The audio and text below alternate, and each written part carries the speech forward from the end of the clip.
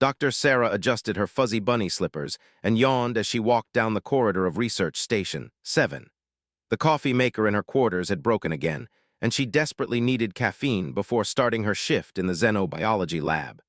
Her pink pajamas with cartoon cats were hardly regulation attire, but at 3 in the morning, nobody would be around to see her anyway.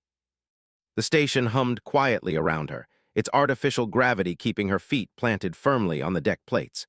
Outside the viewports, the gas giant 7B hung like a massive orange jewel against the star-scattered darkness. Sarah had been studying the moon system here for 6 months, documenting the fascinating ecosystem that had evolved on the forest moon of. As she rounded the corner toward the galley, Sarah froze. The corridor ahead was blocked by what appeared to be a small mountain of dark fur. Her sleep-addled brain took several seconds to process what she was seeing. 3 massive creatures lay sprawled across the hallway, their bodies rising and falling with the rhythm of deep sleep. The cubs. Sarah's heart hammered against her ribs as she recognized the young aliens. Each cub was roughly the size of a grizzly bear, covered in midnight black fur that seemed to absorb the corridor's soft lighting. Their faces were vaguely feline, with prominent fangs that protruded even while they slept. Powerful claws, each as long as Sarah's fingers, flexed occasionally as they dreamed. According to every briefing she'd received, were among the most dangerous predators in known space. Adult specimens could tear through reinforced steel plating with their bare hands. There was a death trap of perpetual storms and creatures that made Earth's extinct dinosaurs look like. Even the cubs, barely 6 months old by galactic standard measurements, were considered extremely hazardous. The station's xenobiology team had been studying the cubs for 2 weeks, ever since their transport ship had suffered critical systems failure near the station. The adult had been forced to evacuate to the station's heavily reinforced holding bays while repairs were completed. Safety protocols required all personnel to wear full environmental suits with titanium reinforcement when working near the cubs. Even with that protection, most staff members were too terrified to enter the same room. Sarah knew she should turn around immediately. She should contact security, report the containment breach, and wait for the armed response team to handle the situation. The smart thing would be to retreat to a safe distance and let the professionals deal with 3 escaped alien predators.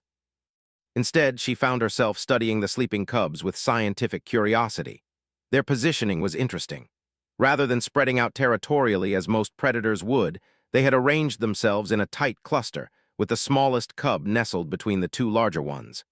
Their breathing was synchronized, and occasionally one would make a soft chirping sound that seemed to comfort the others. The smallest cub's breathing seemed slightly irregular, and Sarah noticed a faint wheeze with each exhale. She frowned, her medical training overriding her survival instincts. The little one might be developing a respiratory infection. Given their species' unique physiology, even minor illnesses could become serious without proper treatment. Sarah took a careful step forward, then another. The cubs didn't stir. She was now close enough to see the fine details of their fur, which wasn't purely black as she had initially thought. Subtle patterns of dark gray and deep brown created intricate markings across their bodies, almost like natural camouflage. Their ears twitched occasionally, rotating to track sounds even in sleep. The smallest cub's wheezing grew more pronounced, and Sarah felt her protective instincts override her fear. She had specialized in pediatric xenobiology precisely because young creatures of any species tugged at her heartstrings. Sick children, whether human or alien, needed help regardless of the potential danger. She knelt down slowly, moving with the deliberate care she had learned during her residency in Earth's wildlife rehabilitation centers. The cub's scent reached her now, a surprisingly pleasant mixture of pine needles and something that reminded her of her grandmother's garden after rain. Nothing like the sulfurous musk that the briefing reports had described. Sarah extended her hand toward the smallest cub, stopping just short of making contact. The little creature's breathing was definitely labored, and she could see a slight discharge around its nostrils. Definitely an upper respiratory infection, probably exacerbated by the stress of evacuation and the artificial atmosphere of the station. The moment her fingertips brushed the cub's fur, all 3 aliens snapped awake simultaneously. Sarah's world exploded into motion as 6 blazing yellow eyes fixed on her. The cubs scrambled to their feet with surprising grace, their claws clicking against the deck plating. The 2 larger cubs positioned themselves protectively around the smallest one, while that one remained where it was, breathing heavily through partially blocked airways. For several heartbeats, Predator and human stared at each other in the dim corridor lighting. Sarah could see her reflection in their large eyes, a small figure in ridiculous pajamas facing down three creatures that could easily overpower a fully armored security team.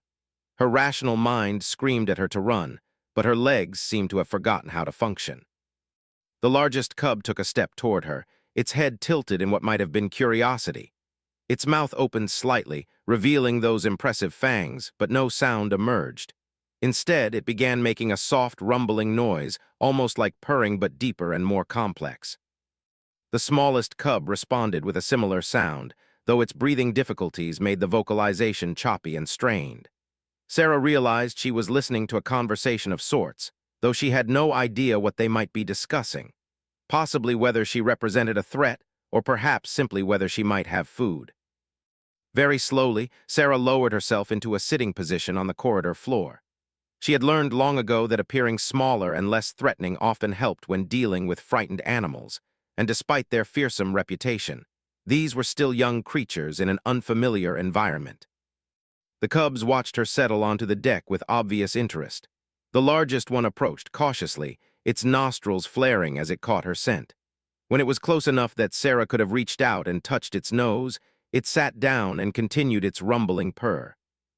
The second cub, emboldened by its siblings' apparent acceptance of the strange human, circled around behind Sarah and settled against her back. She felt the warmth of its body through her thin pajamas, and the steady vibration of its purring helped calm her racing pulse. The smallest cub, meanwhile, had apparently decided that this human was harmless enough to ignore. It curled up in a tight ball and resumed sleeping, though its labored breathing continued to worry Sarah. She found herself in perhaps the most surreal situation of her scientific career, sitting in a space station corridor at 3 in the morning, wearing cat print pajamas and serving as a living pillow for two massive alien predators while a third slept nearby. The absurdity of it might have made her laugh if she weren't so concerned about the sick cub. As minutes passed and nothing terrible happened, Sarah began to relax. The cub's body heat was surprisingly comforting in the station's perpetually cool atmosphere. Their purring created a soothing white noise that reminded her of the cats she had owned as a child, just amplified and deepened by their larger size. The cub behind her shifted position, draping one massive paw over her shoulder in what seemed like an unconscious gesture of affection. Sarah held very still, not wanting to startle it, but she couldn't help smiling at the unexpected gentleness of the contact.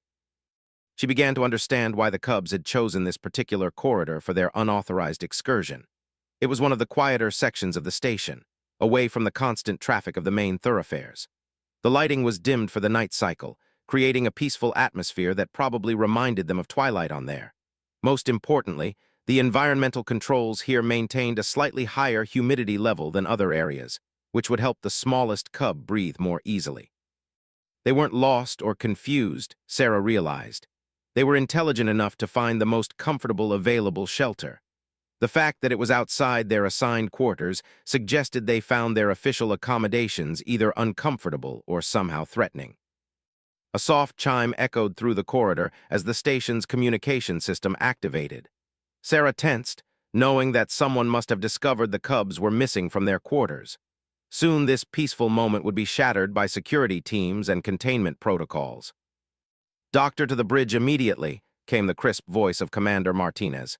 "We have a situation with the cubs." Sarah winced.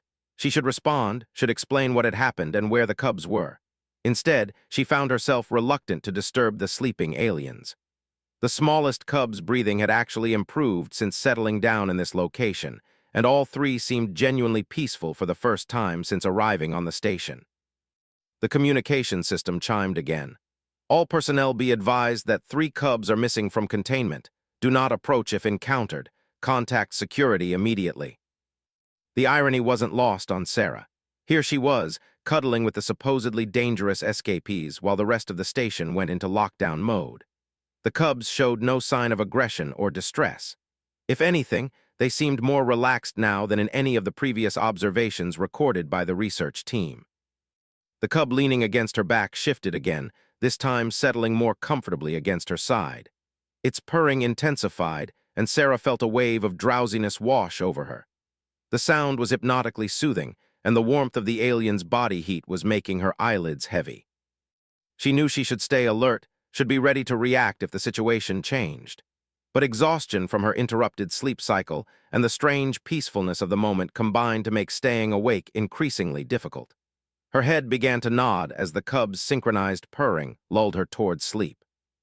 The last thing Sarah remembered before drifting off was the feeling of the largest cub gently adjusting its position to provide better support for her drooping head. Its massive paw settled carefully over her feet, and she had the oddly comforting sensation of being protected rather than threatened.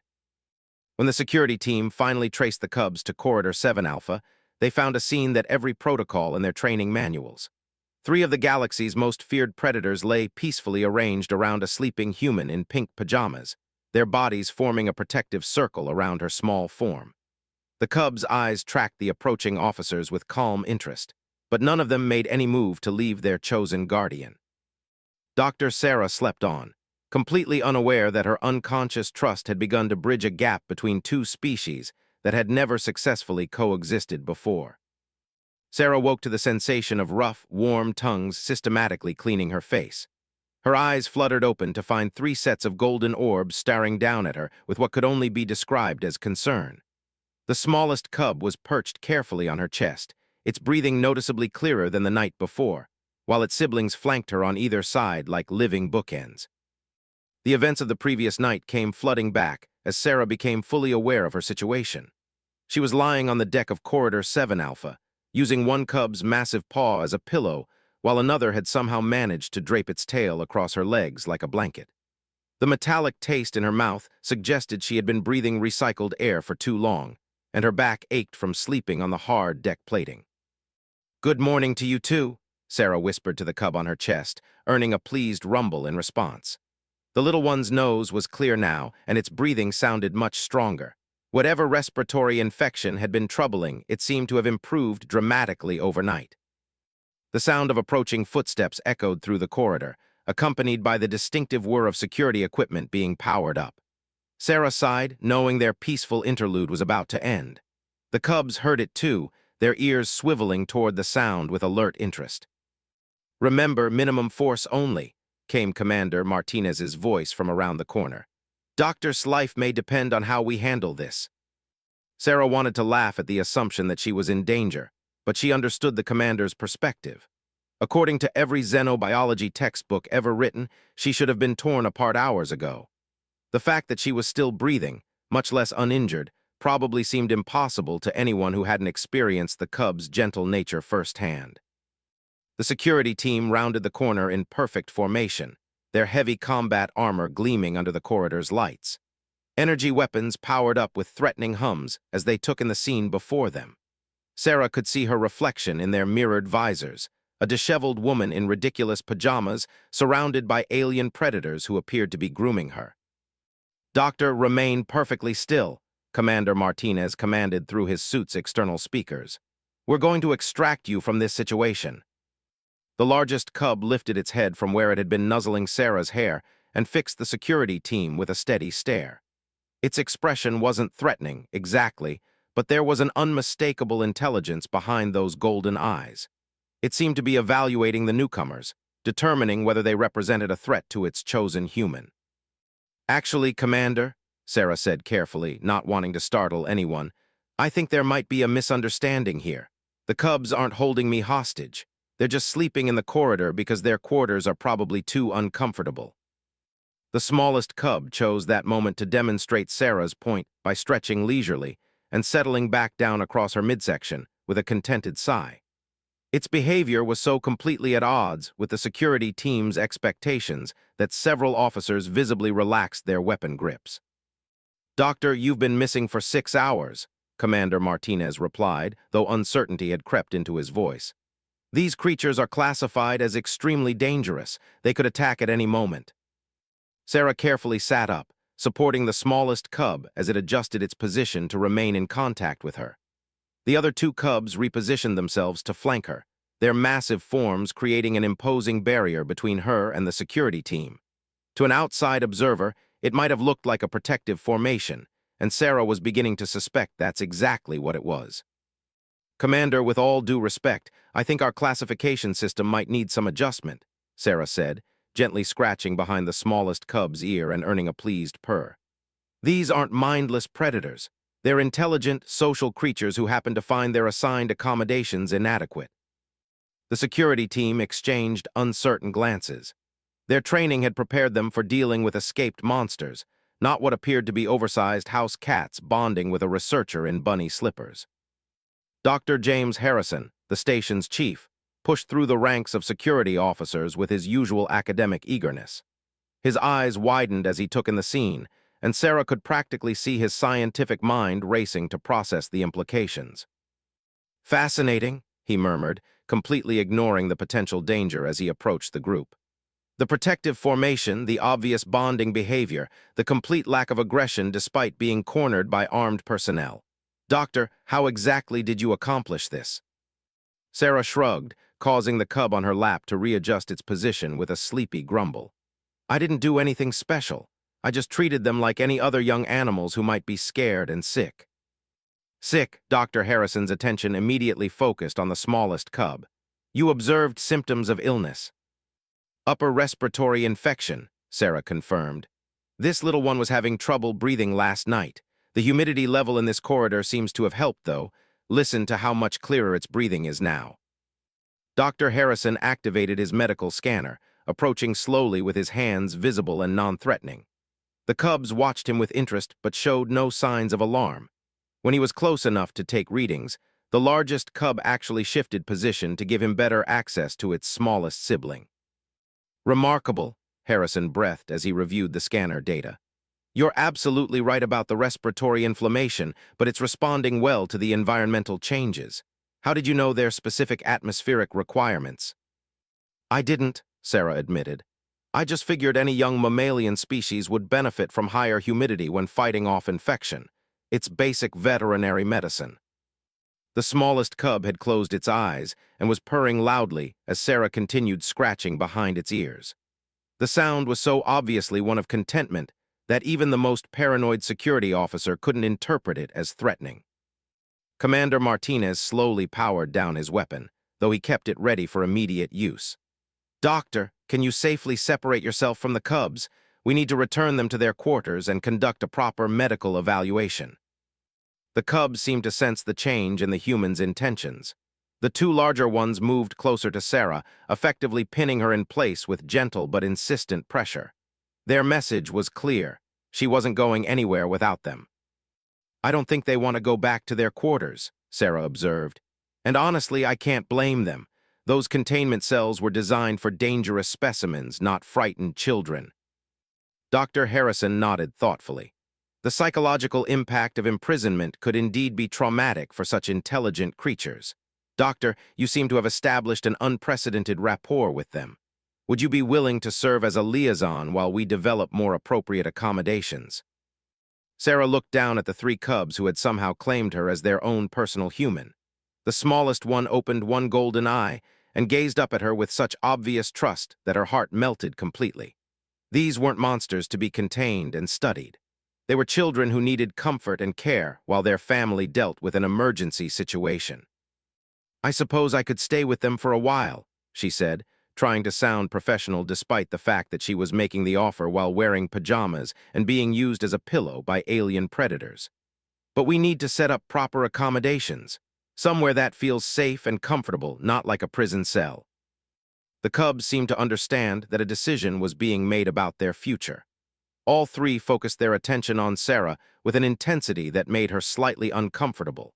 She had the distinct impression that they were evaluating her worthiness as a guardian, and the weight of their trust was both humbling and terrifying. "The botanical lab has a large open space with environmental controls," Dr. Harrison suggested. "We could modify it to create a more natural habitat, and if you're willing to stay with them, Doctor, we could set up temporary quarters adjacent to their space." The largest cub made a sound that wasn't quite purring and wasn't quite growling. It seemed to be offering an opinion on the proposed arrangements, though Sarah had no idea whether it was approval or complaint. "Let's try it," she said. But I want full medical monitoring for all 3 cubs, especially this little one, and no weapons in their living space. If they're going to trust us, we need to show that we trust them too." Commander Martinez looked like he wanted to object, but Dr. Harrison was already nodding enthusiastically. "Agreed completely. This could be a breakthrough in human relations. The adult delegation has been watching our interactions with their young very carefully. Successful integration could open entirely new possibilities for cooperation." The cubs seemed to relax as the humans reached an agreement. The smallest one settled more comfortably across Sarah's lap, while its siblings began the careful process of standing without disturbing their chosen guardian. Their movements were precisely controlled, demonstrating a level of spatial awareness and consideration that spoke to remarkable intelligence. As the group began moving toward the botanical lab, Sarah found herself surrounded by an escort of security officers, scientists, and 3 alien cubs who seemed determined not to let her out of their sight. The absurdity of the situation wasn't lost on her, but she was beginning to understand that she had somehow become a bridge between 2 species that desperately needed to learn to coexist. The cubs had chosen her, and she was starting to realize that being chosen by might be one of the highest honors in the galaxy. The responsibility was daunting, but as she felt the warm pressure of alien trust surrounding her, Sarah knew she would do everything in her power to prove worthy of it. The future of human relations might very well depend on a woman in bunny slippers who had stumbled into the most important diplomatic mission of her life. 3 weeks later, Sarah had traded her bunny slippers for practical boots, but she still preferred comfortable clothes when working with her unusual charges. The botanical lab had been transformed into something resembling a nursery, complete with soft surfaces, climbing structures, and environmental controls that maintain the perfect temperature and humidity for growing cubs. More importantly, it no longer felt like a prison. The cubs had thrived under Sarah's care, growing visibly stronger and more confident each day. The smallest one, whom Sarah had privately named Pip despite the inappropriateness of giving casual nicknames to sentient alien children, had recovered completely from its respiratory infection and was now the most adventurous of the trio. The largest, who seemed to consider himself the group's protector, had appointed himself as Sarah's personal guardian and rarely let her out of his sight. Sarah was reviewing medical data on her tablet when the lab's main doors chimed an arrival. She looked up to see Ambassador entering, flanked by 2 adults whose presence filled the room with barely contained power. Even at rest, the adult aliens radiated an aura of controlled violence that made Sarah's primitive hindbrain scream warnings about apex predators. The cubs, however, reacted with obvious joy at seeing their elders. They bounded across the lab space with youthful enthusiasm, their earlier caution completely abandoned. The adults' fierce expressions softened immediately as they were swarmed by their young, and Sarah witnessed something that no human had ever seen before, fully grown engaging in gentle play with their cubs. The transformation was remarkable. These were the same beings who could tear through starship hulls with their bare hands, but they became almost absurdly careful when interacting with their young. They allowed themselves to be climbed on, wrestled with, and thoroughly mauled by 3 rambunctious cubs who clearly felt completely safe in their presence. Dr. Ambassador approached with the measured gait of someone accustomed to commanding respect through presence alone. "I have come to personally thank you for your care of our young ones. Your actions have been unprecedented." Sarah set down her tablet and stood, suddenly very aware that she was about to have a conversation that could affect relations for generations to come. The adults were watching her with the same intense scrutiny their cubs had shown weeks ago, and she felt the weight of evaluation. "They're remarkable children, Ambassador," Sarah replied honestly. "It's been an honor to work with them." Pip chose that moment to break free from the family reunion and bound over to Sarah, clearly intending to claim his share of attention. The cub had grown considerably over the past weeks, and Sarah staggered slightly as he enthusiastically headbutted her midsection in greeting. The adult went completely silent, their golden eyes fixed on the interaction with laser focus. Sarah realized that this moment might be more significant than she had understood. Pip was displaying the same bonding behavior toward her that he showed with his own family, and everyone in the room was acutely aware of what that meant. "The young one has claimed you as pack," one of the adults observed, its voice a deep rumble that Sarah felt in her bones. "This is not a thing that happens lightly among our people." Sarah gently scratched behind Pip's ears, earning the familiar purr of contentment. I don't fully understand the implications, but I'm honored by their trust. Ambassador stepped closer, studying Sarah with obvious curiosity. You wear no armor, you carry no weapons, yet you stand among our most dangerous young without fear. How is this possible for a human? The question struck Sarah as odd. Dangerous? These are children. Yes, they're physically powerful, but they're also gentle and intelligent. Why would I be afraid of them? The ambassador exchanged looks with the other adults, and Sarah caught a glimpse of something that might have been amazement in their expressions. Doctor, Ambassador said slowly, our cubs are not considered safe to be around, even by our own people, without protective equipment. Their strength is not yet controlled by wisdom. Their instincts are not yet tempered by experience. Most adults require armor when interacting with young ones. Sarah looked down at Pip, who had settled against her legs with obvious contentment, then at the other two cubs who were watching the conversation with bright intelligence. But they've never hurt me, she protested.